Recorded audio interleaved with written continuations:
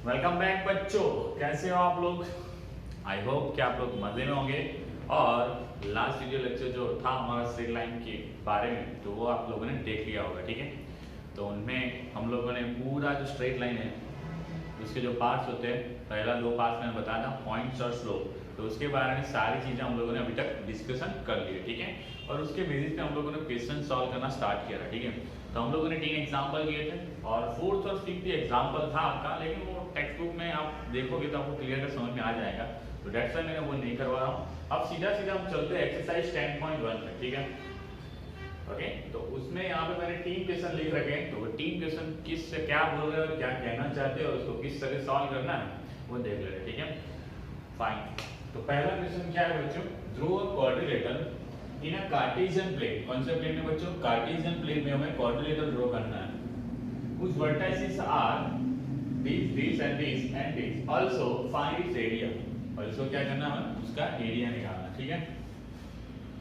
तो भाई साहब अभी तक जो हमने पढ़ा होगा उसमें क्या होता है कि भाई साहब ए बी सी डी ऐसा वर्टाइसिस क्वाड्रिलेटरल के दे रखे होंगे होते हैं, और उसमें ए बी सी डी का आपको quadrilateral A B C D का एरिया निकालना वाला क्वेश्चन जो था वो 10th क्लास में आया हुआ था, ठीक है।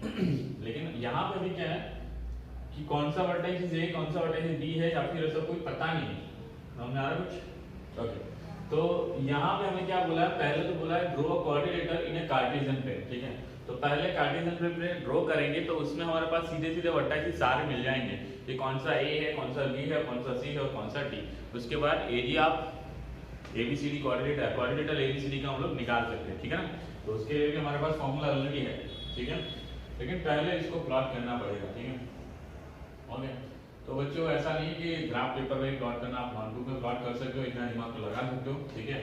आप देख लो वाई पे पॉजिटिव कितना है 7 तक है, एक्स पे पॉजिटिव कितना है 5 तक है, और नेगेटिव कितना है यहाँ पे एक्स पे -5 4 तक है, वाई पे हमारे पास है कितना -5 है, ठीक है। तो उतना प्लॉट कर लेता हूँ यहाँ पे 0 1 2 3 4 5 6 एंड 7। हर जगह 7 7 तक खींच ले रहा हूँ, -1 -2 -3 -4 -5 -6 और ये -7, ठीक है। ये तो आपको पता ही होगा, -1 -2 -3 -4 -5 6 -7 1 2 3 4 5 6 एंड 7, ठीक है। तो पहला जो वर्टाइसिस है -4,5 वो कहाँ होगा, -4,5 तो यहाँ पर कुछ आएगा। दूसरा जो है 0,7, एक्स पे 0 वाई पे 7।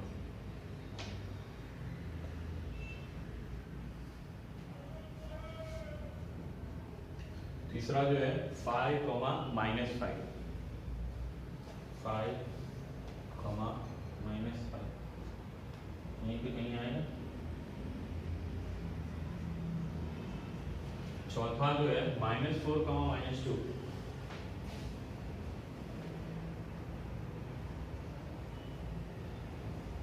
बच्चों हमारे पास जो क्वाड्रिलेटरल आया वैसा है, ठीक है। तो हम लोगों ने इसको तो प्लॉट कर लिया है। हाँ भाई साहब, क्वाड्रिलेटरल का एरिया निकालना होता है तो हम लोग क्या करेंगे, दो ट्राइंगल में डिस्ट्रीब्यूट कर लेंगे और दो ट्राइंगल का एरिया आराम से निकाल सकते हैं, ठीक है। तो नेम प्लेट डाल देता हूँ बच्चों यहाँ पर A B C and D, ठीक है। तो मैं क्या लिखूँ, area of quadrilateral ABCD is equal to area of triangle ABC plus area of triangle ACD, ठीक है। इसमें आई होप कोई दिक्कत नहीं होगी आपको। तो फटाफट फॉर्मूला एरिया निकाल लेता हूँ। तो यूजिंग फार्मूला कौन सा होता है, area equal to 1/2 x1 bracket में क्या होता है y2 - y3 plus x2 y3 - y1 plus x1 1 2 और 3 लाना y1 - y2। याद है ना फॉर्मूला, ठीक है। इसी फॉर्मूला का यूज करके हम लोग एरिया निकाल लेते हैं। So area of triangle ABC modulus A के लिए x1 कितना हमारे पास -4, मैं डायरेक्ट लिख रहा हूँ बच्चों, और y2 कितना है हमारे पास 7 माइनस y3 कितना है -5 +5 प्लस x2 बच्चों कितना है 0, जीरो के साथ कुछ भी मल्टीप्लाई करो जीरो ही हो जाएगा। फॉर्मेलिटी के लिए लिख लेता हूँ, y3 हमारे पास -5 है, y1 कितना हमारे पास 5 है। चलो x3 कितना बच्चों हमारे पास 5, ठीक है, y1 5 माइनस y2 हमारे पास है 7, ठीक है। ये वैल्यू डालना तो आपको आता ही होगा, ठीक है, ये ऑलरेडी 10th क्लास में बहुत सारे फॉर्मूला क्वेश्चंस किए हैं इसके बाद, ठीक है, तो ज़्यादा टाइम ना लेते हुए इसको सॉल्व कर लेते हैं। 12 4 48 और ये 0 हो जाएगा, ये -2 और ये -10, ठीक है। तो आ गया 58/2 कितना आएगा, हाँ सही है ना, एक मिनट 12 हो जाएगा, 12 4 48 और ये -2 आएगा, -10 हो जाएगा, ठीक है, सारी चीज़ें सही है भाई, है ना। तो 26 नहीं 27 28 29 या 29 square units,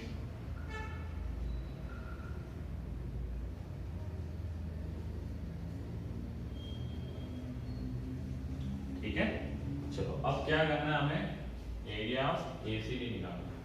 now area of triangle A C D is equal to 1/2, same formula, ये x1 y1 ले लो, x2 y2 ले लो और ये x3 y3, ठीक है। x1 कितना -4 ब्रैकेट में, y2 कितना हमारे पास -5, y3 कितना है -2, y +2 हो जाएगा, फिर और x2 लिखना है 5, फिर x2 के साथ y3 कितना है -2, फिर y1 कितना है -5 हो जाएगा, प्लस x3 कितना है हमारे पास -4, फिर आएगा y1 कितना है 5 माइनस y2 +5, ठीक है। चलो अब इसको सॉल्व कर लेना, दैट्स इट। ये आ जाएगा -3 + 12, 7 5 35, 10 4 40, आ तो रहा कुछ, है ना। इसके सब्ट्रैक्शन कर लेंगे तो था 23 आ जाएगा, भाई 63 आया, ठीक है, मॉडुलस लगा दूंगा तो 63/2 स्क्वायर यूनिट्स।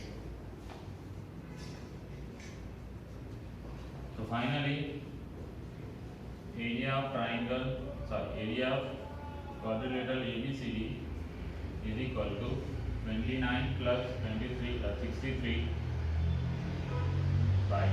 एलसीएम ले लूंगा तो 58 + 63/2 करो, 110 और ये 11 या तो 121/2 स्क्वायर यूनिट, ठीक है। तो ये बच्चों हमारा क्या आ गया, एरिया ऑफ क्वाड्रिलेटरल ABCD आ गया, ठीक है। आई होप बच्चों ये जो फॉर्मूला का यूज करना है वो आप लोगों ने 10th क्लास में बहुत ही अच्छी तरह से पढ़ा होगा, लेकिन फिर भी आप लोगों को मैंने सारी चीज़ें बताई है तो आप लोग को क्लियर कट समझ में आ चुका होगा, ठीक है। ओके फाइन, अब चलते हैं नेक्स्ट क्वेश्चन नंबर 2 के ऊपर, ठीक है। तब तक के लिए मैं रफ कर लेता हूँ, थोड़ा पैसा रखिए।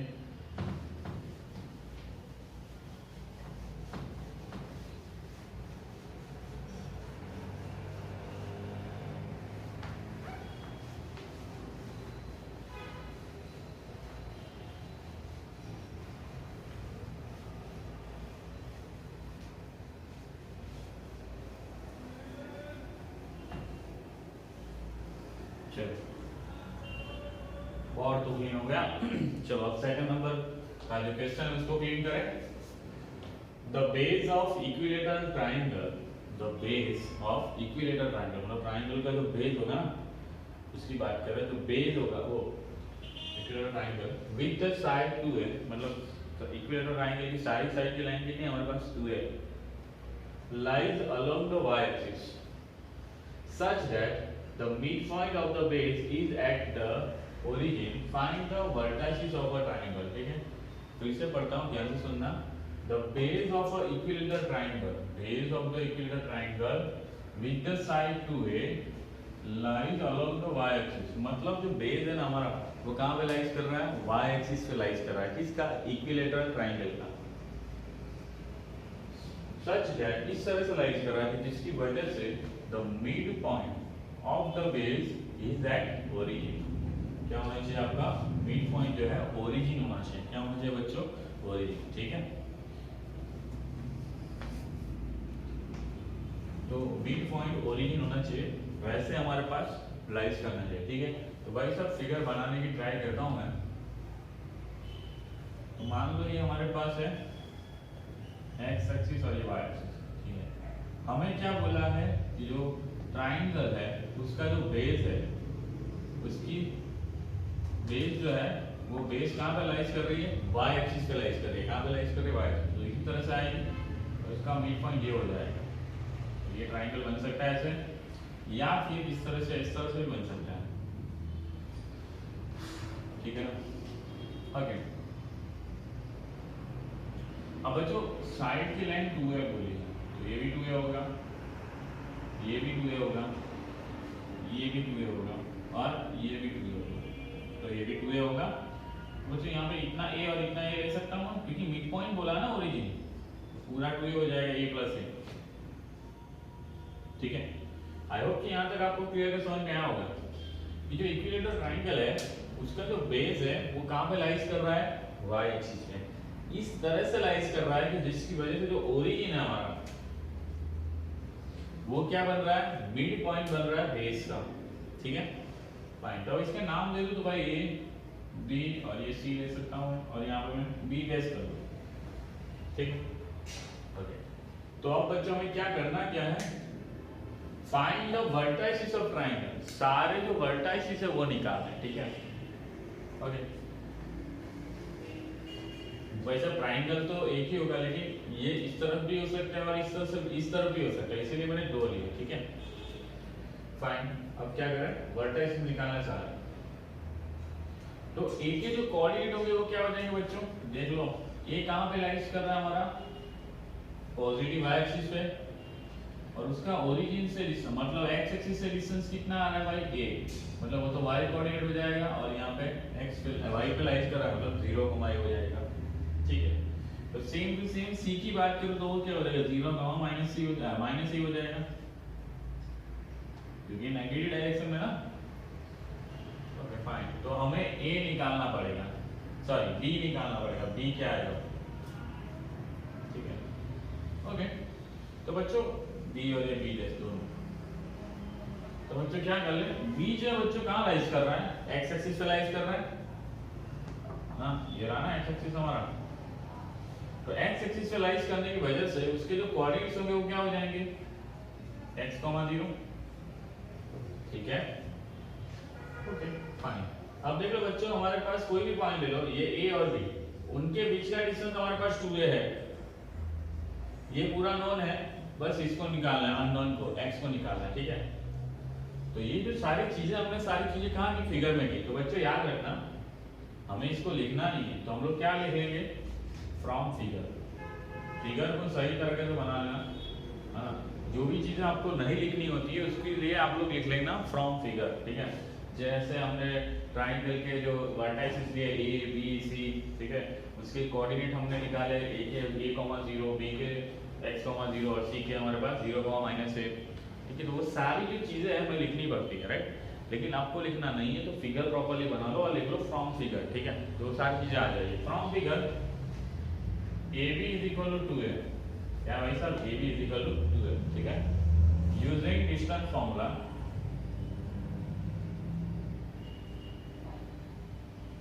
क्या formula? AB is equal to अंदर x1 - x2 का whole square plus y1 - y2 का होल स्क्वायर। ठीक है, ये फॉर्मूला यूज करते हैं। तो AB की लेंथ 2a है हमारे पास, here it is x1 - x2 0 - x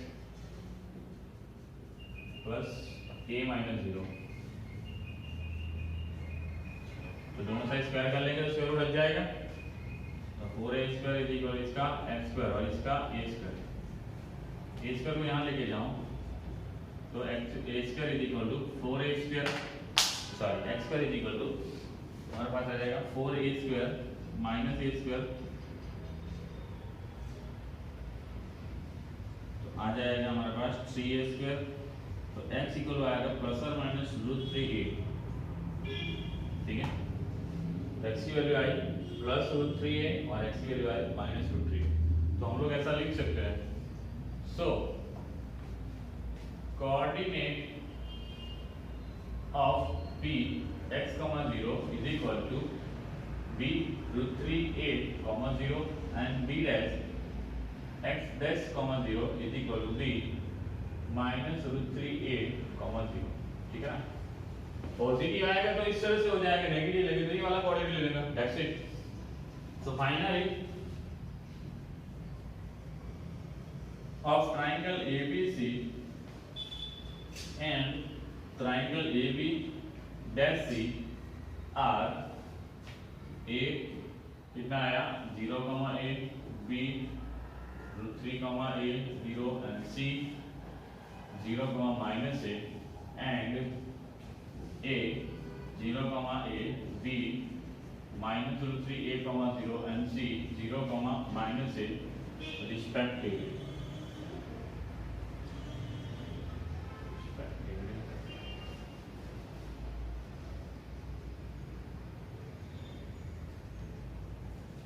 ठीक है, आई होप बच्चों कि ये आप लोग को समझ में आया होगा, ठीक है। तो ऐसे जो क्वेश्चन होते हैं उसमें सारी डिटेल आपको लिखनी होती है, लेकिन आपको लिखना नहीं हो तो आप लोग क्या बोल सकते हो, फ्रॉम फिगर को सही तरह से बना लो और उसमें सारी चीजें सॉल्व कर सकते हो, कोई दिक्कत नहीं, ठीक है। ओके फाइन, तो आई होप बच्चों कि यहाँ पे सारे जो कोऑर्डिनेट्स हमने निकाले वो आपको क्लियर कर समझ में आएगा कैसे निकाले, ठीक है। चलो अब बच्चों आगे बढ़ते हैं क्वेश्चन नंबर 3 के ऊपर। क्वेश्चन नंबर 3 क्या कहना चाहते हैं वो देख लेते हैं, ठीक है। तो जब तक के लिए मैं रफ कर लेता हूँ, आप थोड़ा होल्ड कर लीजिए।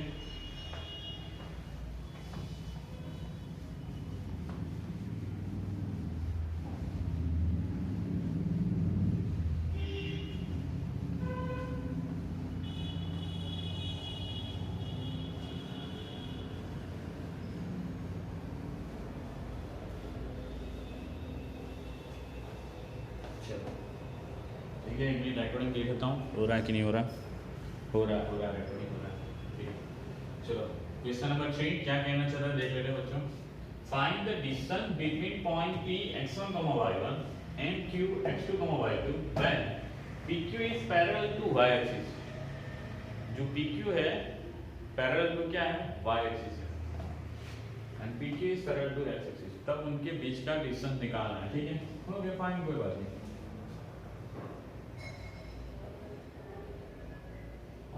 तो बच्चों मैं फिगर से सॉल्व करने की ट्राई कर रहा हूँ। ये ले गया मैंने एक्स एक्सिस, ले गया वाई एक्सिस, लाइन जो है ये मैंने ले गया टी पॉइंट, ये मैंने लिया टी पॉइंट, ठीक है। तो टी के कोऑर्डिनेट बच्चों क्या है x1, y1 और q के कितने हैं x2, y2। तो बच्चों हमें डिस्टेंस निकालना है p और q के बीच में, ठीक है। तो याद करो बच्चों, लास्ट लेक्चर में हम लोगों ने एक क्वेश्चन किया था, तब मैंने बोला था कि भाई जब भी कोई line parallel to y axis होगी तो उसका कौन सा कोऑर्डिनेट इक्वल आएगा, x कोऑर्डिनेट इक्वल आ जाएगा, जैसा ना। तो दैट मींस इसको थोड़ा सही से लिखूं तो p क्या हो जाएगा x, y1 और q क्या हो जाएगा x, y2। अब इनके बीच में डिस्टेंस फॉर्मूला लगा सकते हैं आप लोग, ठीक है, या फिर डायरेक्टली भी निकालना हो तो भी निकाल सकते। पूरा कितना होता है, y1 है और ये कितना है y2 है, ठीक है। तो प्रैक्टिकली देखा जाए तो इसके बीच का डिस्टेंस कितना आ जाएगा हमारे पास y1 माइनस y2, राइट। लेकिन यहाँ पे एक छोटी सी दिक्कत है कि p ऊपर है ऐसा कंपलसरी उन्होंने थोड़ी बोला, या फिर q नीचे है ऐसा कंपलसरी नहीं बोला, ठीक है। तो एक छोटी सी दिक्कत है, तो दैट्स व्हाई हम लोग ऐसा लिख सकते हैं, बोर्ड लगा के नहीं सॉल्व कर सकते, ठीक है। लेकिन बच्चों यहाँ पे मैंने कोऑर्डिनेट जो बनाया है, जो हमने लास्ट टाइम जो क्वेश्चन किया था उसके हिसाब से, तब यहाँ पे डिस्टेंस फॉर्मूला लगा के काम कर सकते हैं using distance formula from figure. ये सारी चीजें मैंने लिखा है फिगर में, ठीक है। Distance formula, distance between P and Q, PQ is equal to under root x minus x one का whole square, x one minus x two का whole square, sorry y one minus y two का whole square, that's it. ये तो भाई same है तो zero हो जाएगा, ये आ जाएगा y one minus y two का होल स्क्वायर। दोनों साइड आप देख सकते हैं यहाँ पे स्क्वायर रूट आ जाएगा, P Q is equal to क्या आ जाएगा y one minus y two, mod में डाल देता हूँ, क्यों? क्योंकि हमें पता नहीं है कि भाई पी ऊपर है या क्यू नीचे है, या क्यू ऊपर है या पी ऊपर है, ऐसा हमें पता नहीं, ठीक है। तो ये जो आंसर आएगा वो मोड में डाल देता हूँ, और डिस्टेंस है और पॉजिटिव रहेगा, दैट्स व्हाई मॉड्यूलस आपके लिए एलिजिबल अच्छा रहेगा, ठीक है। क्योंकि कोऑर्डिनेट का डिफरेंस रहेगा ना तो वो तो नेगेटिव भी आ सकता है ना, लेकिन उस पर मोड डाल देंगे तो भाई हमारे पास पॉजिटिव डिस्टेंस आ जाएगा, ठीक है। तो पहला केस मैंने सॉल्व कर लिया, दया ये केस सॉल्व हो चुका है बहुत ही आराम से, क्योंकि मैंने ऐसा बताया था जब भी कोई line parallel to x axis y axis होगी तो उसके जो एक्स कोऑर्डिनेट होंगे वो क्या हो जाएंगे, सेम हो जाएंगे। मैंने कल बोला था, मतलब लास्ट लेक्चर में बोला था कि इसको थोड़ा याद रखना है, ठीक है। चलो अब सेकंड केस में चलते हैं। तो PQ is parallel to an axis, ठीक है। तो इसके लिए भी थोड़ी फिगर बना लेते हैं और क्वेश्चन के सॉल्यूशन के लिए, बाकी आपको एक क्लियर कट पता हो जाना चाहिए उसका आंसर क्या आएगा, modulus of x1 minus x2, that's it, ठीक है। ओके, लेकिन फिगर के लिए थोड़ा सॉल्यूशन के लिए आप लोग थोड़ा फिगर बना लो, कोई दिक्कत नहीं। मान लो मैंने ये बनाया P और ये Q, इसका क्या ले लो x1, y1 और इसका x2, y2, लेकिन आपको पता है इसके कोऑर्डिनेट क्या हो जाएंगे x1, y और इसके क्या हो जाएंगे x2, y, क्योंकि ये y कोऑर्डिनेट इसका क्या रहेगा, सेम रहेगा, ठीक है ना। यूजिंग डिस्टेंस फॉर्मूला,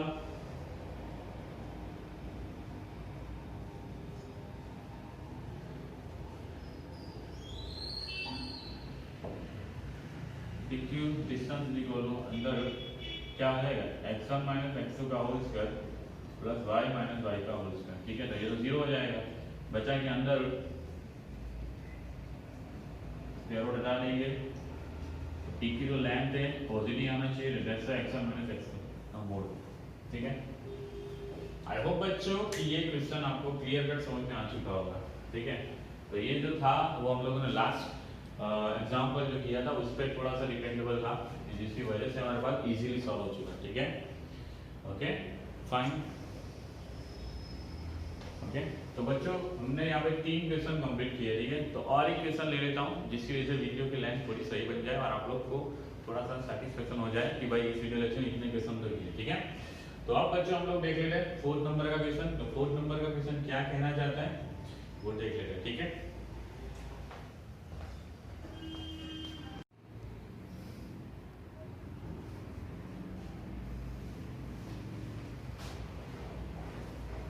तो बच्चों यहाँ पे क्वेश्चन नंबर 4 लिख रखा है और वो भी बहुत ही मामू जैसा क्वेश्चन है, मामू बोले तो मामू, क्योंकि ऑलरेडी ऐसा क्वेश्चन हम लोगों ने 3D में भी किया है, ठीक है, और 10th क्लास में भी किया है, ठीक है, और मैंने एग्जाम्पल में नहीं करवाया, ठीक है। तो ये क्वेश्चन आप पढ़ सकते हो, क्या बोला है, find the point on x axis which is equidistant from the point this and this, ठीक है। मतलब कोई पॉइंट है वो कहाँ पे लाइज कर रहा है, एक्स एक्सिस पे लाइज कर रहा है, उसका डिस्टेंस जो है दिस पॉइंट और दिस पॉइंट से क्या है इक्वल है, ठीक है। तो हमारे पास उस पॉइंट के कोऑर्डिनेट्स निकाल, ठीक है। तो बहुत ही मामूली जैसा क्वेश्चन आप लोग ट्राई कर सकते हो, राइट। जिसको नहीं करना वो यहाँ पे देख सकते हैं, ठीक है। तो late assume that Px, 0 lies on x axis whose distance from 7,6 and B 3,4 is equal, ठीक है। उनका डिस्टेंस मैंने क्या ले लिया यहाँ पे इक्वल ले लिया, ठीक है। अब क्या करना है, बस डिस्टेंस इक्वल लेके डिस्टेंस फॉर्मूला लगा के सॉल्व कर लेना है, that's it. So AP is equal to क्या हो जाएगा PB, तो डिस्टेंस फॉर्मूला लगाएंगे तो स्क्वायर रूट आएगा, तो दोनों साइड स्क्वायर कर लेता हूँ, तो AP square is equal to PB square हो जाएगा। AP की बात करो तो क्या आएगा, x माइनस 7 का होल स्क्वायर प्लस 0 माइनस 6 का होल स्क्वायर, x माइनस 3 का स्क्वायर प्लस 0 माइनस 4 का होल स्क्वायर, ठीक है। ये आ जाएगा x स्क्वायर माइनस 14x और ये 49, ठीक है। और ये हो जाएगा 36 और ये हो जाएगा x square minus 6x plus 9। बहुत ही आराम से सॉल्व हो सकता है बच्चों, और आप लोग का भी आंसर आ चुका होगा मेरे से पहले। x हट गया, ठीक है। ये 14x को यहाँ लेके जाता हूँ तो 14x माइनस 6x, ये 25 को यहाँ लेके आ जाता हूँ तो इक्वल 49 प्लस 36 माइनस 25, ये कितना आ जाएगा हमारे पास? हाँ अरे 8 होगा ना, हाँ ये कितना आ जाएगा? 36 में से 25 जाए तो 6 + 5 11 आ जाएगा। सच में हाँ 11 आ जाएगा। 11 + 49 करें तो 60 आ जाएगा। x = 60/8, तो थोड़ा कट करो तो 15/2, 15 4 = 60 और 4 2 = 8, ठीक है। तो भाई x की वैल्यू आएगी 15/2, सो p 15/2, 0, तो उसके कोऑर्डिनेट आ गए 15/2, ठीक है। आई होप बच्चों कि आप लोग का भी वही आंसर आया होगा, ठीक है। तो यहाँ हम लोगों ने बच्चों 4 क्वेश्चन कवर किए और चारों 4 क्वेश्चन बहुत ही इजी थे, ठीक है। आई होप कि वो आप लोग को समझ में आया होगा, ठीक है। तो अब बच्चों नेक्स्ट वीडियो लेक्चर हम लोग नेक्स्ट सेशन कवर कर लेंगे एक्सरसाइज से, ठीक है। तो तब तक के लिए मिलते हैं नेक्स्ट वीडियो लेक्चर में, और कोई भी दिक्कत हो कोई भी क्वेरी हो तो मैसेज करना, ठीक है। Thank you very much.